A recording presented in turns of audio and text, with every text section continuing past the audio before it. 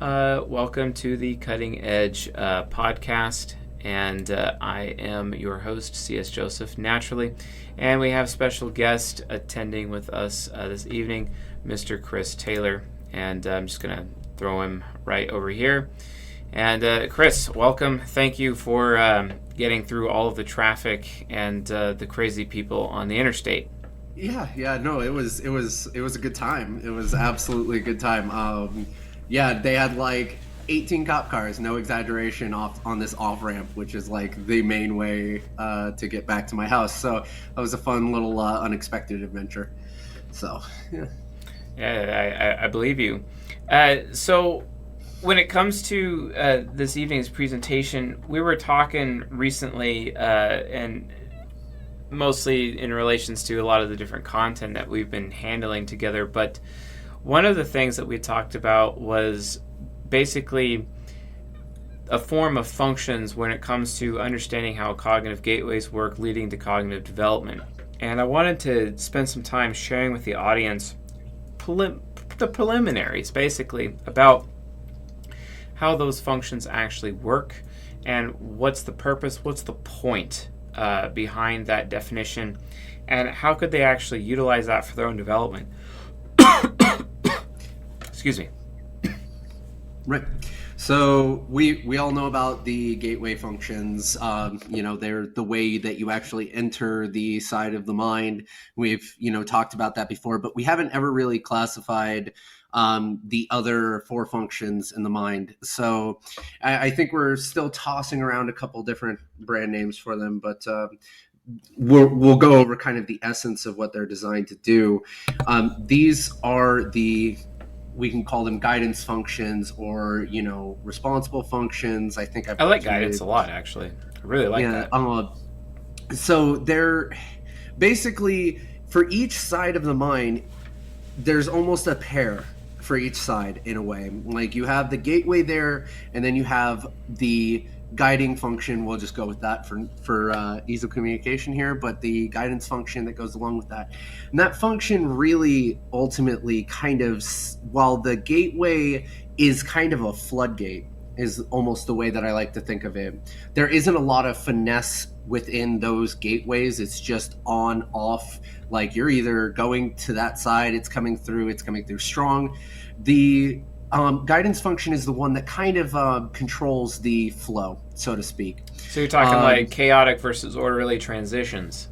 Right. So in a way, you could look at it, if you go purely into another side of your mind and your focus is strictly the gateway function, more often than not, this is going to cause a chaotic transition because you're just quite literally opening the floodgates to that side of the mind. There is no finesse. There is no kind of guidance to it. It's just an open flow of water.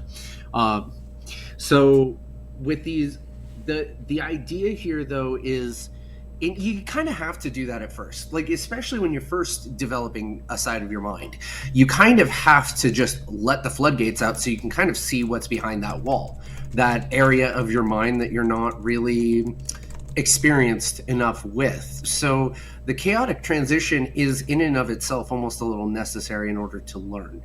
That guidance function is able to see and learn from, the floodgates being opened. Oh, this is what this function is fully capable of when it's just let loose completely. And then from there, the idea down the road is to utilize that guidance function, whether it's your parent for your ego, your child for your subconscious, your critic for your shadow, or eventually the trickster for the superego, although that is kind of an asterisk on that when it comes to the superego. I actually had prepared a fascinating theory relating to this, and I wanted to have an opportunity to actually talk to you about how that would work and whether or not that would basically apply in this situation. But before I get into that, and that's called switching, or it's more of a it's kind of like how a diode works on a motherboard or an electrical system. But I like it already, and I haven't heard it yet. Yeah. So, but before we get into that, we need to actually talk about if you were going to define guidance function, how would you define, what is the definition of guidance function, and which functions can be considered guidance functions and why? So it's going to be, I guess, working backwards here. The functions themselves that are the guidance functions are, again, your parent, your child, your critic, and your trickster. So all of these functions in each side of the mind serve to fill a parental role. Even the child, because again, in the subconscious, it aspires into responsibility. All of these functions within each side of the mind are looking to have that sense of responsibility. As far as kind of the definition goes, so like it's easier to explain kind of what they do because how they're defined. Yeah, what do they do? What do they do? They reel in the gateway function, the perception for me and you, or it could be even the judgments. But in any case, the parental functions or the responsible functions, the guidance functions are just there to bring a sense of responsibility. They are to anchor that gate. They are gatekeepers in a way as well. But it's more. I had another analogy that I think kind of demonstrates it. You can think of the gateway functions as paths. Because again, it's just that floodgate. They are paths forward. Whether that's the perception or judgment, it doesn't really matter. But the responsible functions, the guidance functions, they serve to kind of walk that path. As the more you open the floodgates, the more you get used to what those gateway functions are capable of, the more that parent function in that side of the mind is able to actually navigate and adjust the level that is actually outputted from the gateway. So it's almost like it's a softer transition, a more orderly one rather than a chaotic one, rather than just, hey, here it all is. Here's my hero function, everyone. It's here's my hero function where appropriate. Here's my nemesis where appropriate and how appropriate. So that's what they're aiming to do. So from a systematic standpoint, using my TE critic to kind of help demonstrate a little bit more for the audience who are tuning in this evening. So a gateway or a guidance function basically would be the guidance function of your ego is your parent function. The guidance Correct. function of your unconscious is the trickster. No, it's the critic. Excuse me. Correct. But when we go into the subconscious, the guidance function actually ends up being your child function when it becomes the parent function of your subconscious, and then your superego's parent function, which would basically be your trickster before it's in your superego as that parent function. So it is those specific functions. So it's basically the middle functions that this mainly impacts within each of your sides of your mind, and those are guidance function depending on which of the four sides you're actually at. And their purpose ultimately is to, when they're doing their job, direct the flow of perception or decision-making information, basically going via your neural pathways directly into your gateway functions. And folks, your gateway functions are your hero, your inferior, your nemesis, and your demon function. Those are the gateways that give you access to the other sides of your mind, etc. But in order to regulate the flow, whether it's a chaotic flow, hurried flow, or an out of control flow, or a more orderly flow, basically is a progression versus outcome flow, maybe, I don't know, but whatever the rate of flow that is, that your soul or your essence is able to move in through your mind to get into those neural pathways, to get in through those gateways, which are those paths, those pathway functions, basically the gateways. There's a little conductor there, and that conductor is like, hey, here's, everyone's going to get in line in an orderly fashion, or everyone's just going to rampage and stamp down the conductor and just try to shove themselves all the way through as much as possible. Kind of like, a lifeboat situation. You have 100,000 people trying to get on the boat before the volcano kills everybody. it's going to be difficult. Yeah, that's a transition out of need. Yeah, just open the floodgates. We'll get there somehow. Fuck it. We'll get a transition out of need, and that can lead to a chaotic transition. But hey, we still solve the problem. Things fall apart, but we still solve the problem.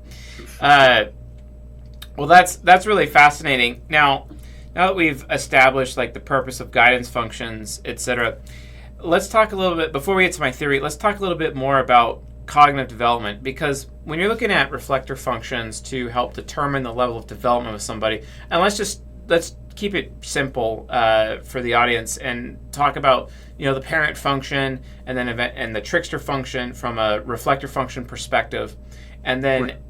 as a result of identifying one's own or anyone's development with their parent function would basically be the guidance function for the inferior to get into your subconscious. How would that affect each other? Like, what is the dynamic that these functions are having in order to get a particular outcome? So it's great that you brought up the parent, because just not to delve too deep into it, but again, the basic premise of the reflector functions is essentially they're trying to undermine each other. So when you have SE and NE, which are reflector functions, no matter which slots these fall in your psyche, they are going to be trying to undermine each other because they fulfill the same role. And this is very, very well demonstrated in the parent function. It's the last function to come online in your psyche, or in your ego, excuse me, when your ego is developing. However, your trickster comes online through orbit with your child earlier on in life. And since it fills a similar role to the parent, it is actually going to be taking that spot first. So as far as development goes, a lot of times when, if you're looking at yourself or others and say their type already, you're just trying to gauge their level of development. As far as the ego goes, if you see a lot more of their trickster coming out than their parent, more often than not, then they probably have not developed their ego. Their trickster is still undermining the parent that has not held its ground and kind of taken its place in the mind.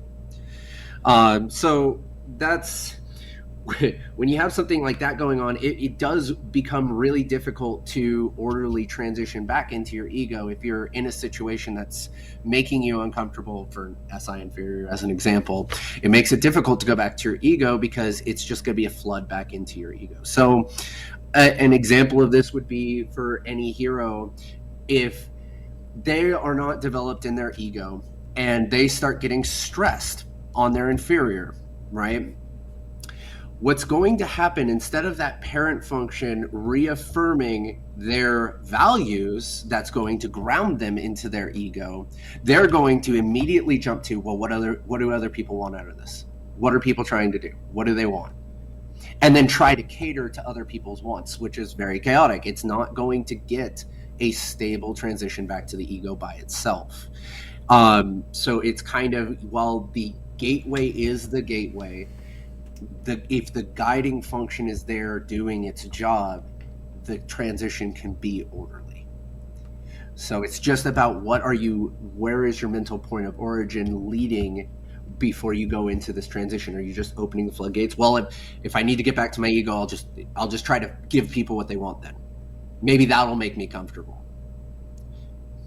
Right? So that's kind of a, I guess, practical example there. When a developed version of that would be more ego development. It's like I'm responsible for my own comfort and I'm going to make it happen, and that means like I should actually do the opposite. I'm going to stop giving people what they want, because that's actually probably what made me uncomfortable to begin with. Yeah. So it's like, okay, but if I value myself, right? If I'm valuing myself, it doesn't always mean that it's a good thing to just give people what they want. It doesn't even mean that they're going to even stop whatever it is that's making me uncomfortable. So yeah, it's just how are you entering that side? Are you just opening the floodgate, or are you grounding yourself with that side of the mind? Okay. We got some questions. Maggie asked, what's the same example for the shadow? Oh, I could give an example Sure. of this too. Yes. So another ENFP example here. So NI Nemesis. Oh God, am I going to get what I want? So you want to see a depraved shadow focused ENFP? Those are the shysters. I'm going to take what I want. Fuck how other people feel about it. Screw what value they're getting. I'm going to extract the value from them because I am leading with my desire first.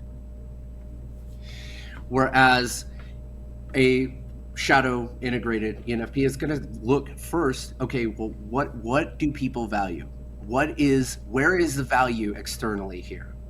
Okay, well, let me give some value, because then I'm not having to just focus solely myself on trying to take what I'm looking for. New possibilities can open up, which helps the ego support the shadow. It's not adversarial. It's not a nemesis relationship, because if your shadow is integrated, guess what? Your hero, when you're in your shadow, is being the nemesis. So for me, INFJ shadow, yeah, I'm having that NI take over, but now my NE is being adversarial to what I want. So that's still going to lead to a chaotic transition, because if I'm only solely focusing on what I am trying to get to, I'm going to burn people around me between my FE and my SE. Yeah, I mean, you don't really have a choice at that moment. And then, within your INFJ shadow, at that perspective, instead of like you burning all of your own NI focus and using it on your own self, you're actually having to split that focus and have an internal focus and an external focus simultaneously, and then move forward with that, which means it's slower, which sucks. And this is, well, it's triple progression. Yeah, well, and it's especially important because we're blind to people's SE, to the SE, to other people's experience. So the way we ground ourselves in our shadow is actually by using that FE.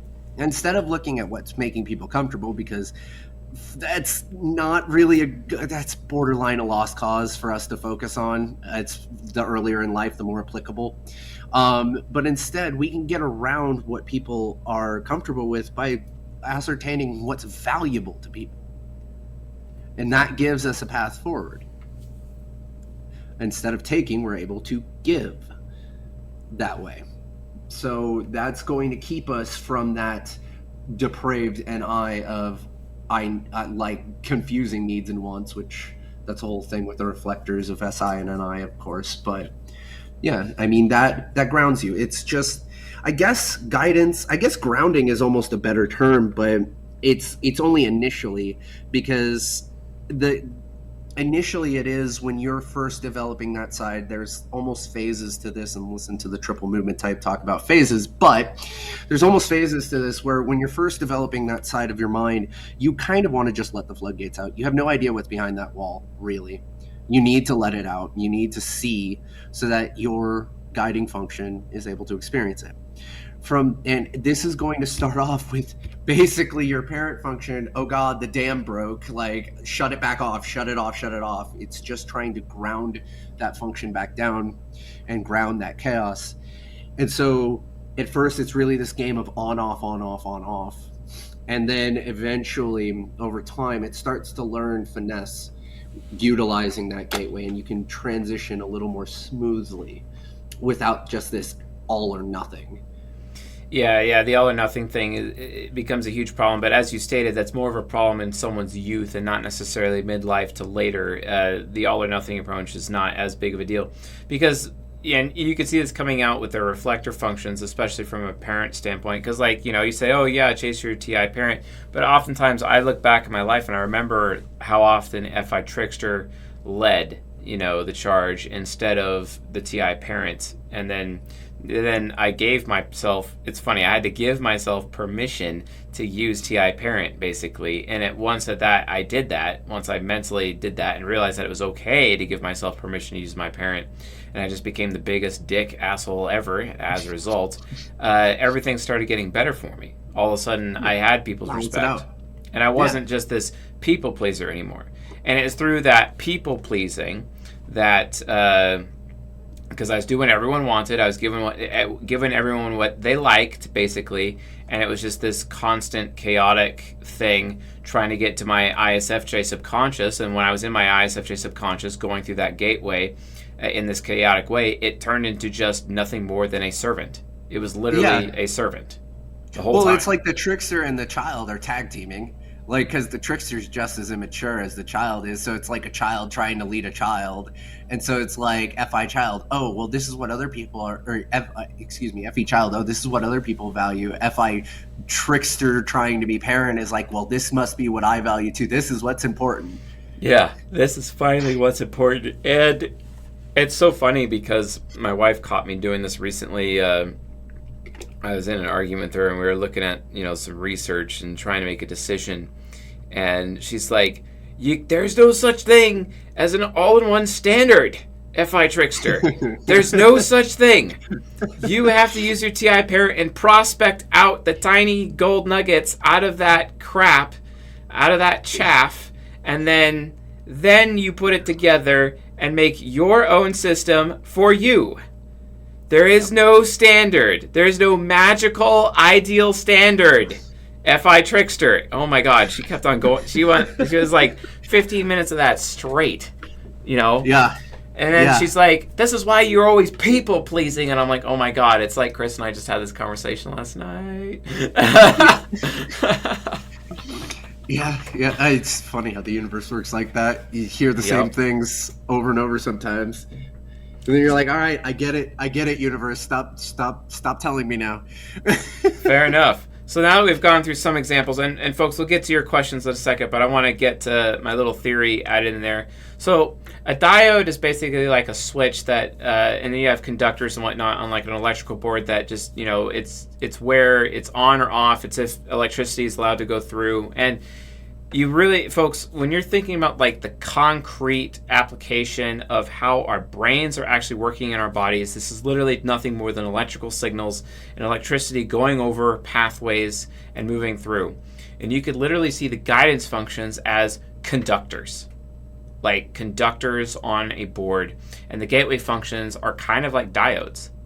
And the conductors can determine the flow based on how much the conductor decides to store, how much energy it decides to store within itself, or how much energy it decides to expel with itself.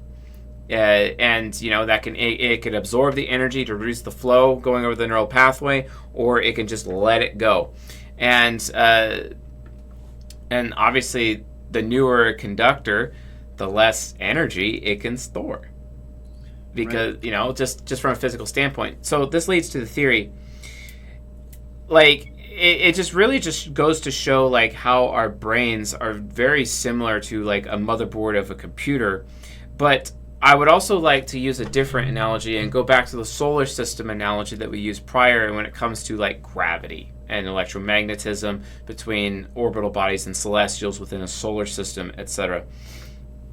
I have a feeling that, like, the rate at which cognitive functions are turning on these axes and orbits and then ultimately being reflections of each other within this solar system, that they exert pressure upon each other. And that pressure also determines the direction that a chaotic versus an orderly transition will actually take place between each of the four sides of the mind.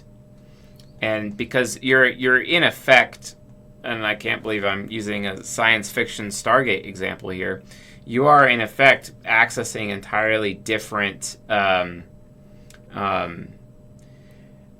it's like using the Stargate, except instead of going from one location to another on the same plane of existence, you're actually accessing four separate planes of existence, which basically they are actually four different potential universes within your own mind in of its own right. Like four different realities, and you're going in these different directions as a result. And what makes those realities possible is the reflector functions, and you're just taking that inner universe that has four different realities within your inner universe and applying one of those four realities within your own inner universe to the universe that this bodily interface actually exists. And then your other functions in your head from the other universes, etc. And this is where you get into 0 point energy and quantum mechanics. Don't want to get too out there, but they exert pressure on one another, just like orbital bodies with gravity exert pressure on one another. And I think that determines whether or not the guidance functions have the ability to conduct the right amount of energy at the right time, or not even at all. And it really just determines about pressure. How does somebody set that pressure, change that pressure, or be at least aware of the pressure? And obviously we can say axis and orbit and reflectors, but just in a daily life, like what types of outcomes could we have? I mean, do we really look at needs versus wants? Is that how we measure the pressure, or at least look at the pressure? Like, what's your opinion on that? Measuring, well, I don't know about how to actually like measure the pressure. I mean, you can at least know like the majority of the pressure is coming from here and less of it's coming from there. I mean, that's good enough, right? Yeah, so like, yeah, I mean, you have needs versus wants, which is NI and SI. That's one of the things, because that is the past and the future, right? The points. Everything in between is kind of that NE and SE. Like, it's the potential, and it is what's happening now as a direct result of those two things, as far as our ability to perceive, and our ability to kind of comprehend a timeline at all. And then the judgment functions, the conflict there is our means of understanding, like that moral compass versus logic, right? Like, it's that the conflict there is what drives growth. I'm not sure how to accurately like measure it, I suppose, but you see the patterns with people talking about. I mean, the needs and wants is like, I mean, probably the most classic trope in history of people lamenting.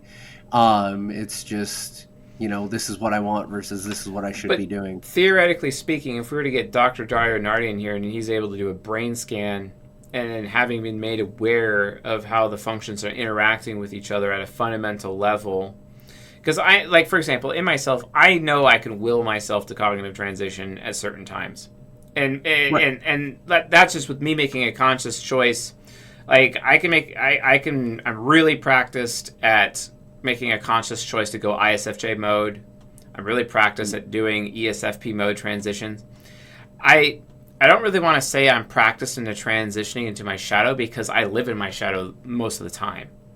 Right. Right. So it's your go-to. It's your like, hey, something's come up. Well, my shadow's dealt with everything else. This is just the easiest way of dealing with it. Exactly. So it's not that I'm saying I'm really practiced. It's more of just like, that's just the default mode of living, and I would actually have to practice more of staying in my ego, which, I mean, even just recent, like with my current midlife crisis, some of the things that I'm facing, especially like, for example, my familial drama right now, dealing with my parents and my sister and my immediate family that I grew up with, and their drama, like, it's just been so difficult, because I continue to prove, even I'm 35, I just turned 35, and I still have to realize that if those people are in my life, I can't develop my ego.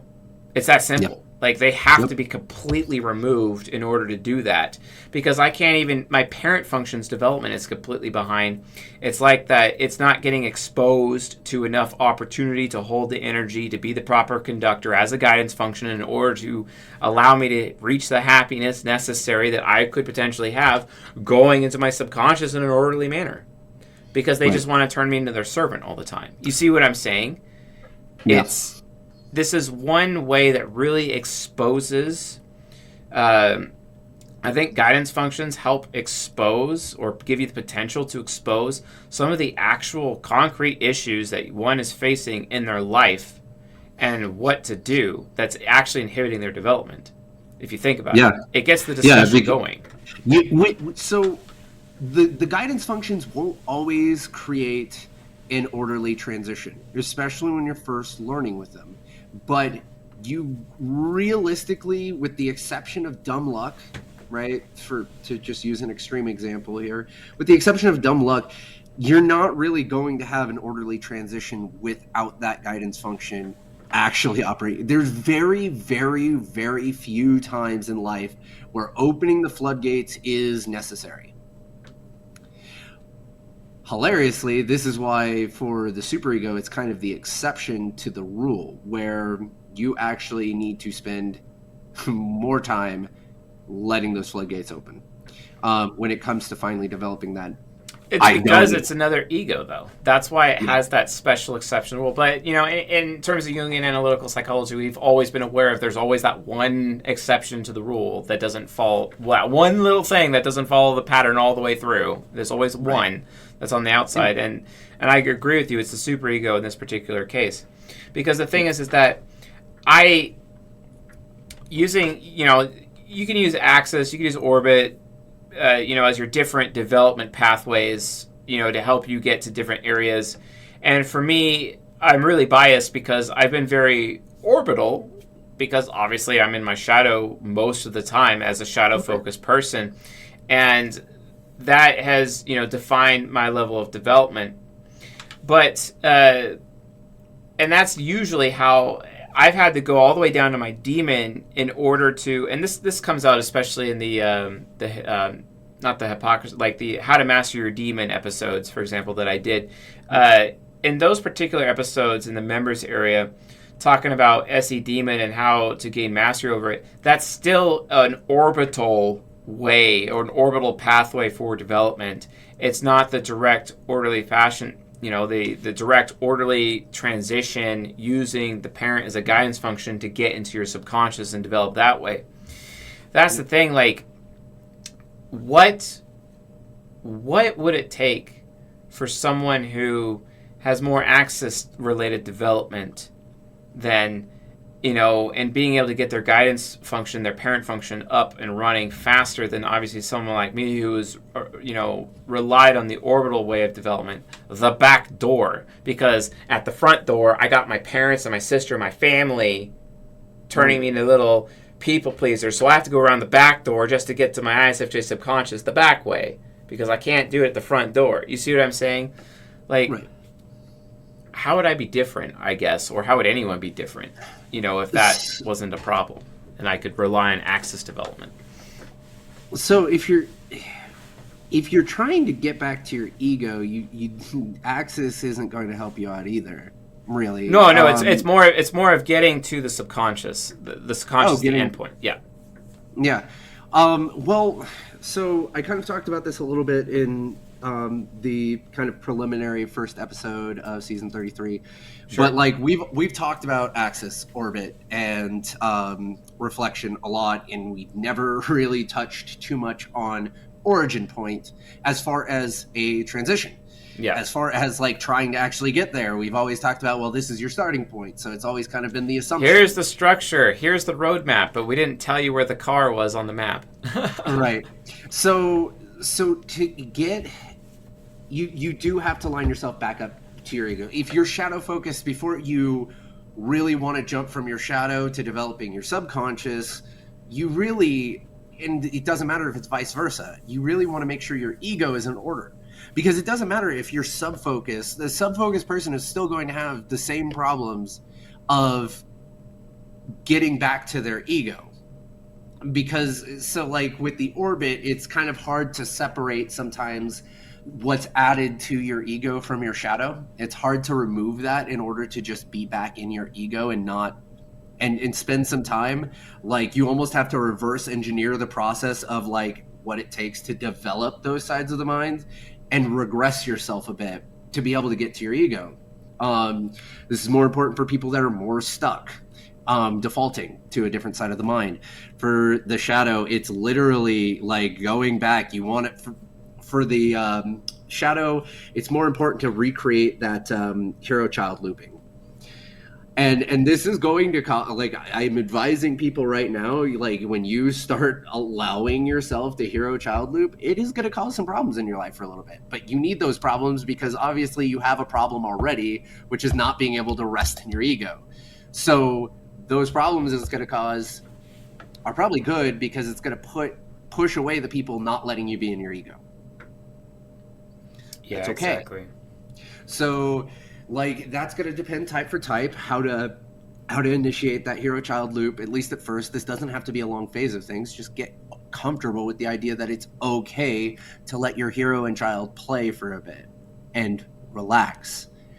And then from there, the problems that are caused by sticking to your hero-child looping, it almost recreates the necessary development structure that creates the inferior function and creates the parent function in the first place.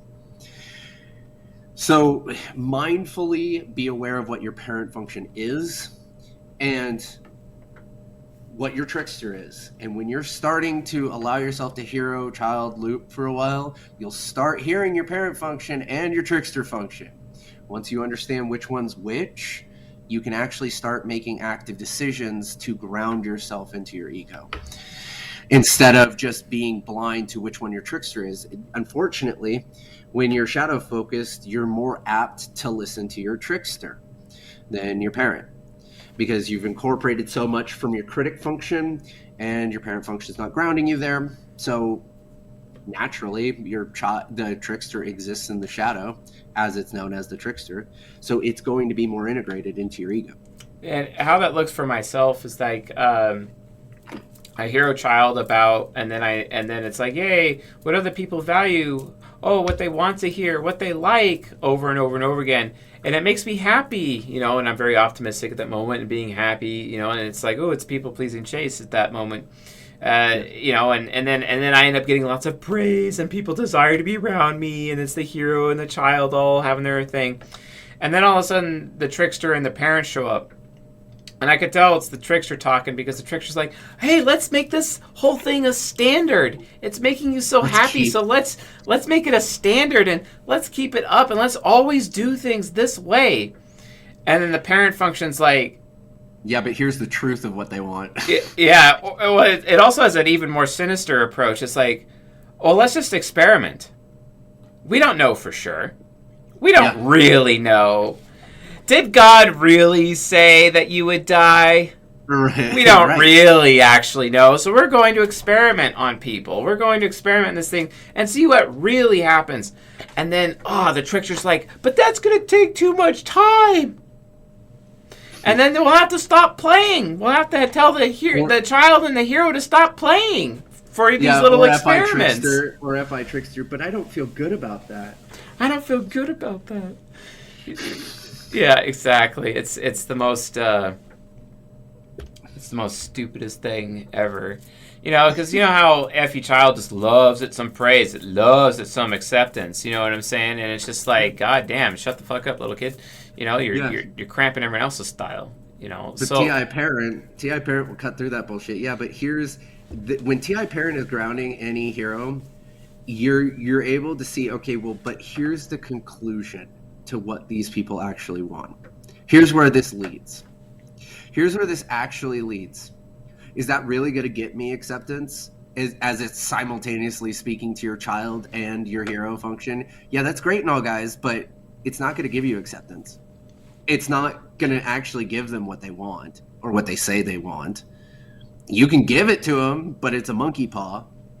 Yeah, it's like for example, when I first started this channel, I realized like about 90 days into the channel, maybe about 90 to 6 months, 90 to 180 days into the channel, I'm like, I'm just going to have no choice but to be a dick. And it's going to piss off a lot of people. But I know that they'll leave for a year and then they'll come back and then they'll tell me, oh, Jace, you're right. Especially all the INFPs of the world out there, and sure enough, I just allowed myself to shit on people the way that their daddy would. Oh, wait, that's a parent. A daddy is a parent, and that's TI parent. It's a daddy. Like, I'm sorry, that's just reality. It's a daddy. So I'm being everyone's daddy, and they don't like that, and then they like rage quit CS Joseph YouTube channel, and then they come back 6 months later. You were right. And that's an example of that TI parent grounding the any hero, the parent function grounding the hero function, instead of me just being a fucking sellout and only talking about what people want to hear and what they like in order to enable their ego investments, right? You see the problem? That's how it's just coming out right there. I'm gonna really resist the urge to go to Discord and make an "it's a daddy" meme. and Do make it. it an emoji. No, you got to do it now. Okay, yeah, no, You got to do it now. It's gonna happen. It's gonna happen. Daddy. Yeah, it's a daddy. It's a daddy. My TI parent's a fucking daddy. Yeah. So like, it's really and you and I we had a huge discussion about the guidance functions, and what was that one thing that we agreed on that's one of the main issues that people just really need to understand with this. I'm trying to scroll up here in our conversation in Discord. Okay, you say, quote, so would you agree that an orderly transition is impossible via a gateway? Because that's the frame of my mind. And I'm like, yes, it's true. It is impossible. You cannot do an orderly transition with a gateway function by itself. And this is one of the critical pieces that's actually missing from the Season 19 content, because as you said, we never actually talked about the point of origin. Where is the point of origin? And the point of origin is defined by basically which guidance function are you using. That is it. And the guidance function that you're using is determined on where you're at in development in relation to your reflector functions. And that's how we were able to arrive to this conclusion. It's like, oh, you're going through your SI inferior? Great. Is your guidance function actually your parent function, or is it your trickster? Yeah. You know? And it's really, and as you said, at the moment you can understand which function is actually guiding the transition, that's the moment that you finally have this personal power within your soul, basically, to basically take control of your mind for the first time instead of having it control you. It's literally at that moment. That's how you find your personal power as a person, and be able to use that. And the thing is, though, is what's even more terrifying is that that's great for ego. You can apply that same strategy to the other four sides of your mind. But when you even go to the superego, oh my God. You can really start guiding your own development. Absolutely. And you're taking charge of your own development at that point. Yeah, it's kind of, this also somewhat illuminates the reason why you can't really orderly transition into your superego before you have development in the other sides of the mind. For example, if your trickster is playing parent to your ego function, you can't use your trickster to play parent to your superego, first and foremost. But the ironic nature to that is to have development in your ego means more bias for your ego, which means you're repressing your superego via reflection. And so if you keep following this, you start to realize that every piece of the puzzle is necessary to be at least somewhat developed before you can even start to think about an orderly transition into the superego. Yeah. Jay Patel asked a relevant question. He's like, wait, so different guidance functions can guide different gateways? Or... I think that was just a misspeak. But And he has a follow-up question. So the child or parent can guide the inferior gateway. I said no. It's the parent or the trickster. It's the cognitive reflection of the specific guidance functions. The guidance functions that are sitting on the reflection with each other, that can determine XYZ gateway from there, basically. Yes. So the reflected functions try to operate as in the improper place. So the perfect example is the trickster trying to operate or and undermine the parent. Yeah, it's undermining. Really, it's the superego undermining the ego is really what it is. Anytime you have that reflection in play, it's just the trickster is the best example because optimistic and your parent's pessimistic. So like you have a higher tendency to try to use that one because it's just super optimistic. But I digress. So, like, for example, your parent function is going to be it is the one that should be guiding the hero. The trickster tries to fill this spot. Your child should be the parent to the subconscious. The critic tries to undermine this spot. This is what makes it tricky for a shadow focus to go into their subconscious, because their critic is being too loud and trying to take the place of basically it's undermining your child function. Your child function isn't given the room to grow into a parent because the critic is saying, no, I need to do this, kid, go sit down. Like, it works in that way. So there are two functions trying to operate the same slot for every single function in your stack. That's what reflection is doing. Yeah, I agree with that. Maggie's like, are you guys going to make a chart about this? And I'm like, yeah. And then I said, yeah, I just hope it doesn't look like a swastika. Because technically, that kind of is what it looks like. If you were to actually link all the functions together and draw a line between the two of them, that's literally... Yeah, it literally is a swastika. We'll try to figure something out. Well, yeah, we'll try to not do that. Anyway, but yeah, to answer to Jay Patel's other follow-up question was, so can the parent or the trickster guide any of the gateways? Not necessarily. No, it's more of which. It's the gateways that they can potentially impact directly themselves. That's all it is. Because again, it's the point of origin. It's just, is the parent under the influence of the trickster? It's literally that. Or yeah. So you could think of it like this. So we've mapped out how the hero is connected to the inferior, and we've mapped out how the parent and child are connected, right? Yep. We've mapped out how the hero and the nemesis are connected, so on and so forth. We haven't mapped out how the hero and the parent are connected, and that's what this is. Yes. So, like, for an ENFP, like, I hate to phrase it like this because this, like, MBTI sphere kind of, like, likes to think of things like this, where it's, for me, an EFI, right? That when they're operating together, that creates an orderly transition into that side of the mind. SITE. So that's so what you're saying is we've worked completely backwards from MBTI and only just recently came to a similar conclusion. I don't know how accurate, because they're trying to take that link and apply it a bit too broadly to everything. So like, yeah, but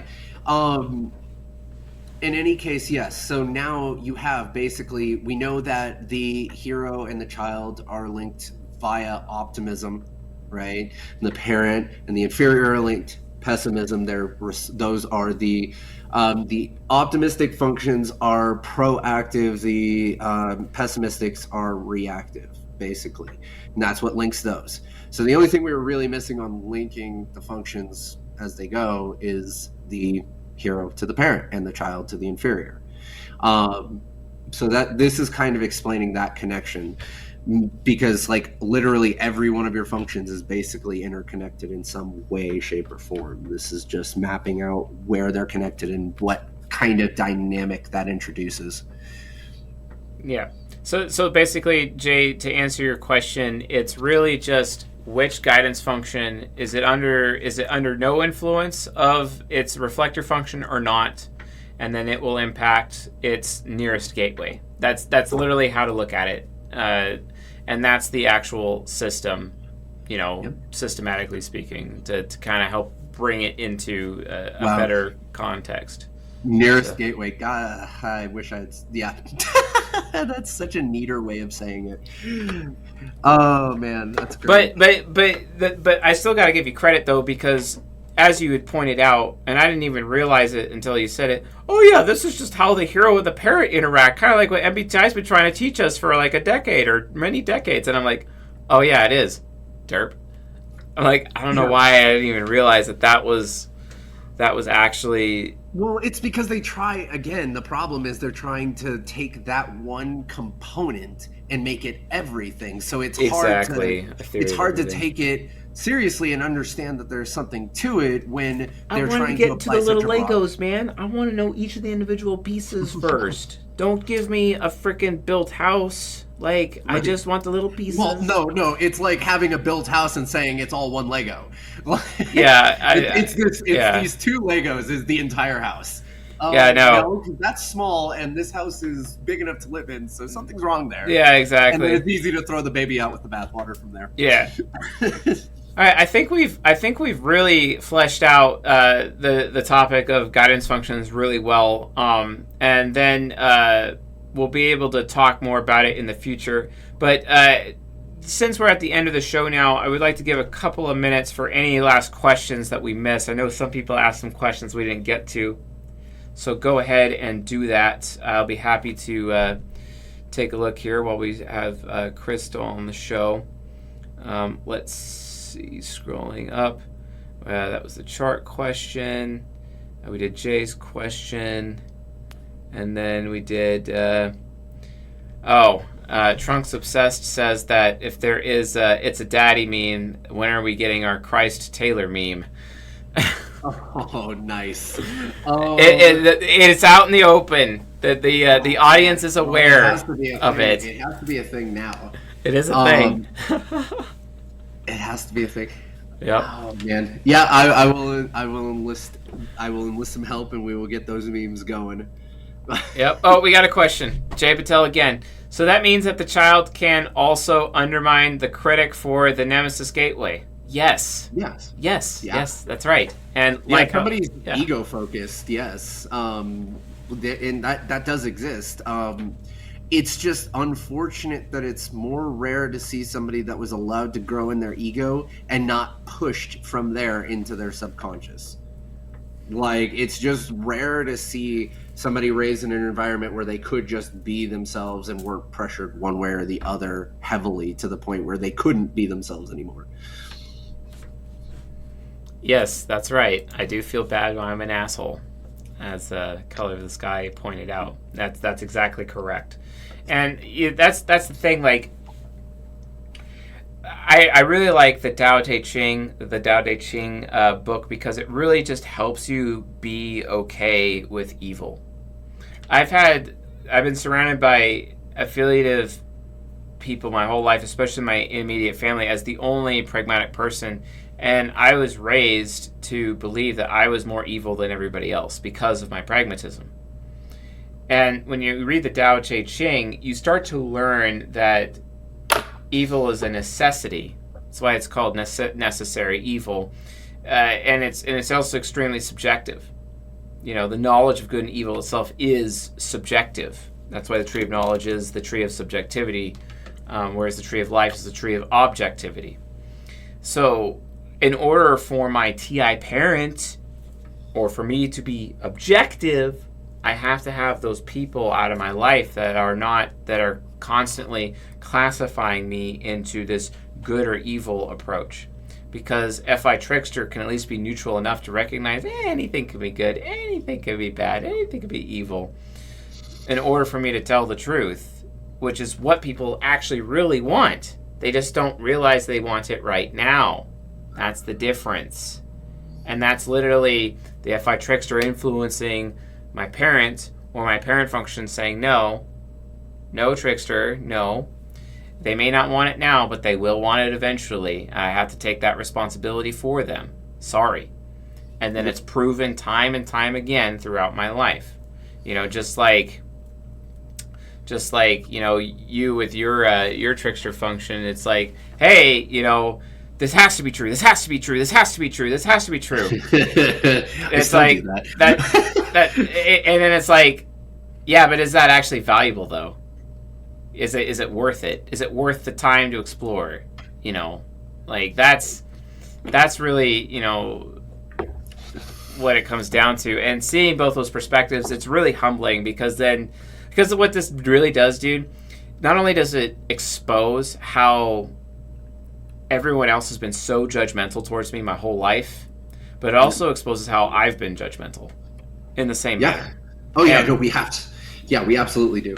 I mean, if you're not judgmental on anyone, like if you think that, I guarantee you at the very least, here's how I'll phrase it. Guarantee you at the very least, you are going to be judgmental either towards your own type or towards your superego. At a Yeah. bare minimum. At a bare minimum. All the while projecting your subconscious and your unconscious on everyone else, trying to find the compatibility and the camaraderie in the world to make life better for you. We So literally all do it. Every single one of us is just bumping in the dark. exactly. All right. We have someone who asked, can we use ISFP as an example of a chaotic versus orderly transition? All right, but this is the only one we'll do then, folks.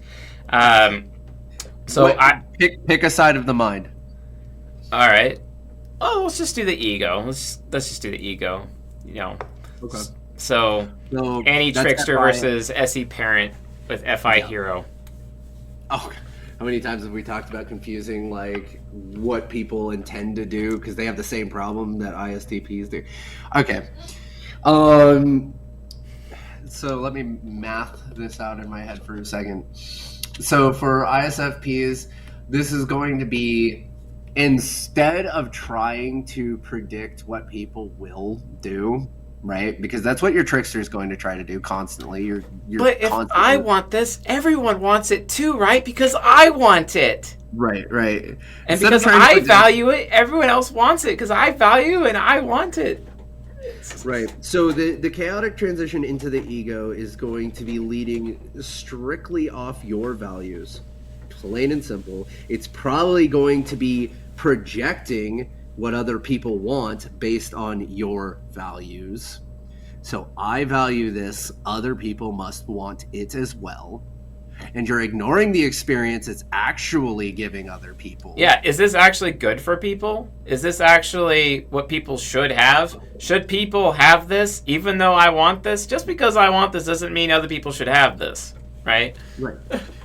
Whereas if you're focusing on your SE first, if your SE is actually grounding that FI hero to start off with, your SE is going to look at where people have already been, what they've already done, versus what they're actually saying, right? But you'll actually be able to look at them, remember what they've said to you before, because that, and then you'll be able to actually give them value. You'll be able to share your own opinion on things and speak about what you value, and without alienating them with your values.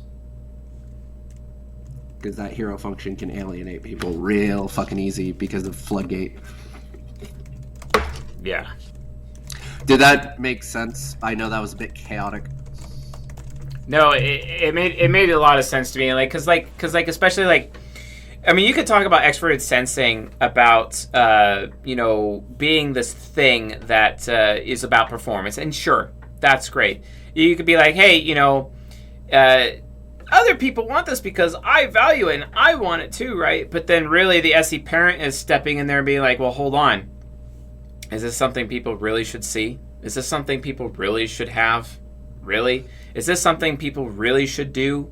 Just because you like it and you want it doesn't mean it's for everybody, right? That's really what the SE parent is trying to do. And when you're transitioning into your ENTJ subconscious, it's like, well, hold on. If this really is something people should have, I have to take charge and I have to direct people towards it. I have to take on. I'm just going to share it with everyone. And I'm just going to share it with everyone, etc. But then it's like, well, wait a minute. Maybe that's not the right choice. And it's how ISFPs end up throwing pearls to swine, basically, because those people are not ready for it. That's another thing people don't realize. SE parent is all about determining other people's readiness. And a lot of people don't understand it's all about ready. And how many times is SI inferior do you tell your girlfriend, or I tell my wife, we have STP women in our lives and we're just like, we're not ready. We're not ready for this. Oh my God. Fast. Triple movement. Because I'm fast doesn't mean I'm ready at all moments, Actually, that's another way to capture that kind of reflection for ISPs. Going off of, because I didn't really I was kind of already there thinking about that, but I didn't really cement it. But if we're bringing it to readiness, then what that any trickster is actually doing is telling them that in order for them to be ready for it, they need this option.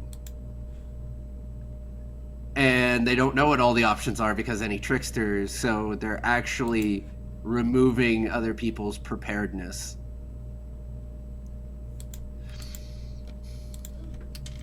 It's really preparedness. Yeah, because SI users and SE determines readiness. Like it's super important to just understand that dichotomy, because like how many times does NI child want something that it's not ready for? How many times does NI inferior? Like I tell my wife all the time, oh look, it's that ESTP that just bit off more than she could chew. Oh, and she made a mess for me to clean up. Oh, you want me to bail you out? Oh, and then I go super ego, ESFP super ego on her and start mocking her through the whole thing so that she never forgets to not do it again. You know what I mean? Like.